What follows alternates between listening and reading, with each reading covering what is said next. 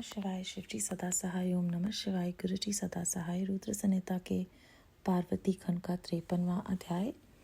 चतुर्थी कर्म। बारात का कई दिनों तक ठहरना, सप्तऋषियों के समझाने से हिमालय का बारात को विदा करने के लिए राजी होना, मैना का शिव को अपनी कन्या सौंपना तथा बारात का पुरी के बाहर जाकर ठहरना। ब्रह्मा जी कहते हैं, तदनंतर विष्णु आदि देवता तथा ऋषि कैलाश लौटने का विचार करने लगे। तब हिमालय ने जनवासे में आकर सबको भोजन के लिए निमंत्रित किया। तत्पश्चात देवेश्वर शिव को आमंत्रित करके हिमाचल अपने घर को गए और नाना प्रकार के विधान से भोजनोत्सव की तैयारी करने लगे। उन्होंने प्रसन्नता और उत्कंठा के साथ भोजन के लिए परिवार सहित भगवान शिव को यथोचित रीति से अपने घर बुलवाया। शंभु के, विष्णु के, मेरे और अन्य सब देवताओं के, मुनियों के तथा वहां आए हुए अन्य सब लोगों के भी चरणों को बड़े आदर के साथ धोकर उन सब को गिरिराज ने मंडप के भीतर सुंदर आसनों पर बिठाया। फिर अपने भाई बंधुओं को साथ लेकर उन्होंने संयोग से उन सब अतिथियों को नाना प्रकार के सरस पदार्थों द्वारा पूर्णतः तृप्त किया। मेरे, विष्णु के तथा शंभु के साथ सब लोगों ने अच्छी तरह भोजन किया। नारद विधिवत भोजन और आचमन करके तृप्त और प्रसन्न हुए सब लोग हिमालय के आगे अपने अपने डेरे पर गए। मुनि इसी प्रकार तीसरे दिन भी गिरिराज ने विधिवत दान, मान और आदर आदि द्वारा उन सब का सत्कार किया। चौथा दिन आने पर शुद्धता पूर्वक सविधि चतुर्थी का कर्म हुआ, जिसके बिना विवाह यज्ञ अधूरा ही रह जाता है। उस समय नाना प्रकार का उत्सव हुआ। साधुवाद और जय जयकार की ध्वनि हुई। बहुत से सुंदर दान दिए गए।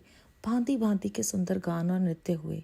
पांचवें दिन सब देवताओं ने बड़े हर्ष और अत्यंत प्रेम के साथ शैलराज को सूचित किया कि अब हम लोग यहाँ से जाना चाहते हैं, आप आज्ञा प्रदान करें।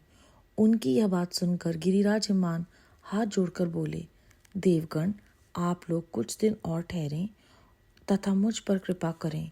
यूं कहकर उन्होंने स्नेह के साथ उन देवताओं को, भगवान शिव को, विष्णु को, मुझको तथा अन्य लोगों को बहुत दिनों तक ठहराया और प्रतिदिन विशेष आदर सत्कार किया। इस प्रकार देवताओं के वहां रहते हुए बहुत दिन बीत गए। तब उन सब ने गिरिराज के पास सप्तऋषियों को भेजा।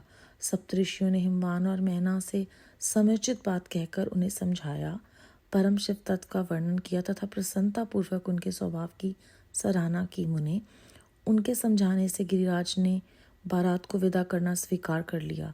तत्पश्चात भगवान शंभु यात्रा के लिए उद्यत हो देवता आदि के साथ शैलराज के पास आए।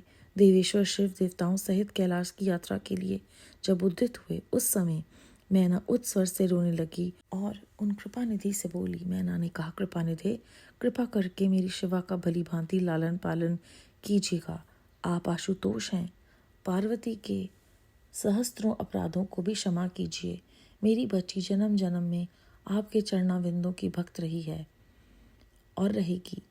उसे सोते और जागते समय भी अपने स्वामी महादेव के सिवा दूसरी किसी वस्तु की सुध नहीं रहती। मृत्युंजय आपके प्रति भक्ति भाव की बातें सुनते ही ये हर्ष के आंसू बहाती हुई पुलकित हो उठी और आपकी निंदा सुनकर ऐसा मौन साध लेती है मानो मर गई हो। ब्रह्मा जी कहते हैं, नारद, ऐसा कहकर मेनका ने अपनी बेटी शिव को सौंप दी और उन दोनों के सामने ही उच्च स्वर से रोती हुई वह मूर्छित हो गई। तब महादेव जी ने मैना को समझाकर सचेत किया और उनसे विदा ले देवताओं के साथ महान उत्साह पूर्वक यात्रा की। वे सब देवता और अपने स्वामी शिव तथा सेवक गणों के साथ चुपचाप कैलाश पर्वत की ओर प्रस्थित हुए। वे मन ही मन शिव का चिंतन करते रहे। हिमाचलपुरी के बाहरी बगीचे में आकर शिव सहित सब देवता हर्ष और उत्साह के साथ ठहर गए और शिवा के आगमन की प्रतीक्षा करने लगे। मुनीश्वर, इस प्रकार देवताओं सहित शिव की श्रेष्ठ यात्रा का वर्णन किया गया है। अब शिवा की यात्रा का वर्णन सुनो, जो विरहावस्था और आनंद दोनों से संयुक्त है। अध्याय 53 समाप्त। इस अध्याय में हमने जाना कि हर माँ की तरह पार्वती जी की माता जी भी बहुत ही चिंतित हैं और वो भगवान शिव, जो साक्षात परमात्मा है, से कहते हैं कि मेरी पुत्री का ध्यान रखिएगा। वो आप ही के से बारे सोचती है और किसी के बारे में नहीं सोचती, और जब कोई आपकी निंदा करता है तो वो मौन साध लेती है जैसे वो मर गई हो। तो कभी भी कोई किसी की निंदा करे, हमें क्या करना है वो इस अध्याय में बहुत ही साफ लफ्ज़ों में लिखा गया है।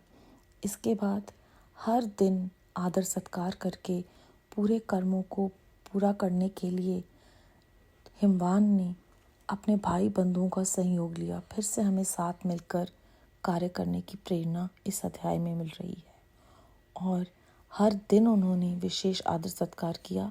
भाव अतिथि को और बारातियों को अवसर के अनुरूप आदर सम्मान और विशेष तैयारियां की और आगे चलकर उन्होंने कहा कि ये सब जो हमने वर्णन सुना है इस अध्याय में वो शिव जी की श्रेष्ठ यात्रा का वर्णन है। सच में हम बहुत भाग्यशाली हैं कि हम इसे पढ़ और सुन सकते हैं। कल हम पार्वती जी की यात्रा के बारे में पढ़ेंगे। बेअंत बेअंत शुक्राना गुरु जी महाराज। ओम नमः शिवाय। शिव जी सदा सहाय। ओम नमः शिवाय। गुरु जी सदा सहाय।